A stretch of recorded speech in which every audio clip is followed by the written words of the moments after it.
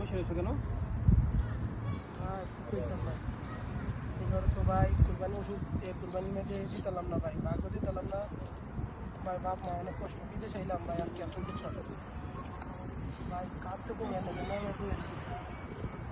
বিদেশ করে কত বছর? ভাই আজকে 17 বছর বিদেশ করি ভাই, তাও সংসারে ঝামেলা শেষ করতে পারছি না। এই প্রবাসে একটা জীবন কষ্ট হবে। বছরে একটা ঈদ আসে, আমরা অনেকেই কুরবান দিতে পারি না।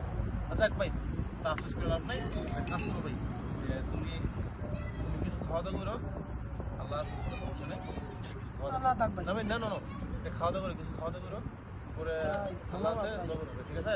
আমি তো ওইখানে বসে ছিলাম, ওখান থেকে দেখলাম তুমি এখানে ভাই আসলে আমরা প্রবাসী কষ্ট করবো এই রে ভাই, অনেক কষ্ট। ওকে ভাই, খাওয়া দাওয়া করো, ইনশাল্লাহ এই বছর না দিতে পারে আগামী বছর দিবা, ঠিক আছে?